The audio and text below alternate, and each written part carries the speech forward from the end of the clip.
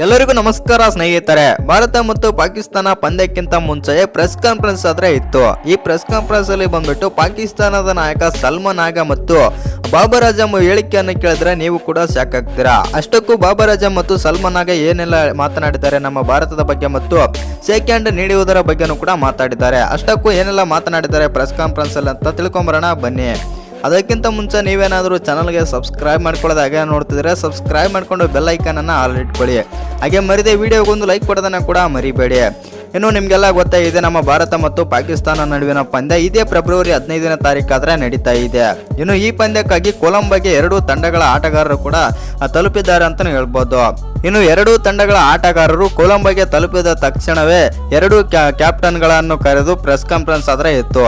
ಇನ್ನು ನಮ್ಮ ಭಾರತದ ನಾಯಕ ಸೂರ್ಯಕುಮಾರ್ ಯಾದವ್ ಮತ್ತು ಪಾಕಿಸ್ತಾನದ ನಾಯಕ ಸಲ್ಮಾನ್ ಆಗಾ ಆದರೆ ಮಾತಾಡಿದ್ದಾರೆ. ಇನ್ನು ಪಾಕಿಸ್ತಾನದ ನಾಯಕ ಆಗಿರುವಂಥ ಸಲ್ಮಾನ್ ಆಗಾ ಅವರು ಪಂದ್ಯಕ್ಕಿಂತ ಮುಂಚೆ ಪ್ರೆಸ್ ಕಾನ್ಫರೆನ್ಸ್ ಅಲ್ಲಿ ಏನೆಲ್ಲ ಮಾತನಾಡಿದ್ದಾರೆ ಅಂತಂದ್ರೆ ಭಾರತದ ಆಟಗಾರರ ಬಗ್ಗೆ ಮತ್ತು ಭಾರತದ ಬಗ್ಗೆನೂ ಕೂಡ ಮಾತಾಡಿದ್ದಾರೆ.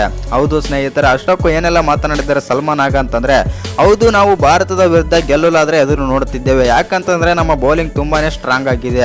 ಇನ್ನು ಎಲ್ಲ ನಮ್ಮ ಪಾಕಿಸ್ತಾನದ ಬ್ಯಾಟರ್ಸ್ ಉತ್ತಮ ಫಾರ್ಮ್ ನಲ್ಲಿ ಆದ್ರೆ ಇದ್ದಾರೆ ಮತ್ತು ಬಾಬರ್ ಆಜಮ್ ಕೂಡ ಫಾರ್ಮ್ಗೆ ಬಂದಿದ್ದು ನಮಗೆ ತುಂಬಾನೇ ಖುಷಿ ಆಗ್ತಾ ಇದೆ.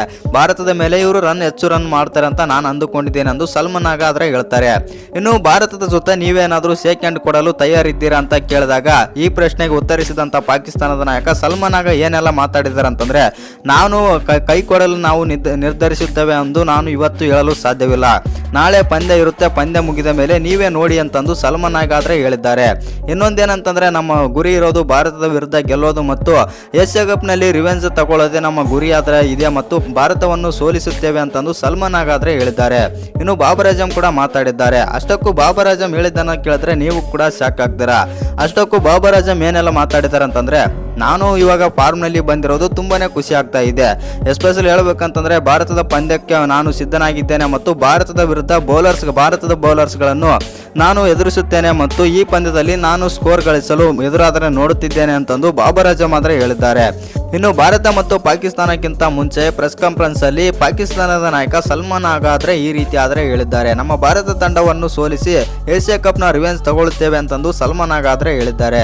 ಇನ್ನು ನಿಮ್ಮ ಪ್ರಕಾರ ನಮ್ಮ ಭಾರತ ತಂಡ ಎಷ್ಟು ರನ್ ಇಂದ ಗೆಲ್ಬಹುದು ಮತ್ತು ಈ ಪಂದ್ಯದಲ್ಲಿ ಅಭಿಷೇಕ್ ಶರ್ಮಾ ಮತ್ತು ಇಶಾನ್ ಕಿಶನ್ ಯಾರು ಅತಿ ಹೆಚ್ಚು ರನ್ ಹೊಡಿಬಹುದು ಅಂತ ಕಮೆಂಟ್ ಮಾಡಿ. ಇನ್ನೊಂದೇನಂತಂದ್ರೆ ನಮ್ಮ ಭಾರತ ತಂಡಕ್ಕೆ ಇದೀಗ ಅಭಿಷೇಕ್ ಶರ್ಮಾ ಫುಲ್ ಫಿಟ್ ಆಗಿದ್ದಾರೆ ಮತ್ತು ಪಾಕಿಸ್ತಾನ ವಿರುದ್ಧದ ಪಂದ್ಯದಲ್ಲಿ ಅಭಿಷೇಕ್ ಶರ್ಮಾ ಖಂಡಿತವಾಗಿಯೂ ಆಡುತ್ತಾರೆ. ಇದೀಗ ಅಪ್ಡೇಟ್ ಕೂಡ ಬಂದಿದೆ. ಇನ್ನೊಂದೇನಂತಂದ್ರೆ ಕುಲ್ದೀಪ್ ಯಾದವ್ ಕೂಡ ಈ ಮ್ಯಾಚ್ಗೆ ಬರ್ತಿದ್ದಾರೆ ಅಂತ ಅಪ್ಡೇಟ್ ಆದ್ರೆ ಇದೆ. ಇವರ ಜಾಗದಲ್ಲಿ ರಿಂಕು ಸಿಂಗ್ ಅವರ ಜಾಗದಲ್ಲಿ ಕುಲ್ದೀಪ್ ಯಾದವ್ ಅವರು ತಂಡಕ್ಕಾದ್ರೆ ಎಂಟ್ರಿ ಕೊಡಲಿದ್ದಾರೆ. ಇನ್ನು ಆ ಕಾರಣದಿಂದಾಗಿ ನಮ್ಮ ಭಾರತ ತಂಡ ಬಲಿಷ್ಠ 11 ಅನ್ನೇ ಇಳಿಸಲಿದೆ, ಪ್ಲೇಯಿಂಗ್ 11 ಆಗಿ. ಇನ್ನೊಂದೇನಪ್ಪ ಅಂತಂದ್ರೆ ನಮ್ಮ ಭಾರತ ತಂಡ ಬಂದ್ಬಿಟ್ಟು ಎಲ್ಲ ತಯಾರಿಗಳನ್ನು ಕೂಡ ನಡೆಸಿದೆ ಮತ್ತು ಎಲ್ಲ ಆಟಗಾರರು ಕೂಡ ಇದೀಗ ಕೊಲಂಬೋಗಾದ್ರೆ ತಲುಪಿದ್ದಾರೆ. ಇನ್ನು ನಿಮ್ಮ ಪ್ರಕಾರ ನಮ್ಮ ಭಾರತ ತಂಡ ಪಾಕಿಸ್ತಾನ ವಿರುದ್ಧ ಗೆಲ್ಲುತ್ತಲ್ವಂತ ಕಮೆಂಟ್ ಮಾಡೋದನ್ನ ಮರಿಬೇಡಿ.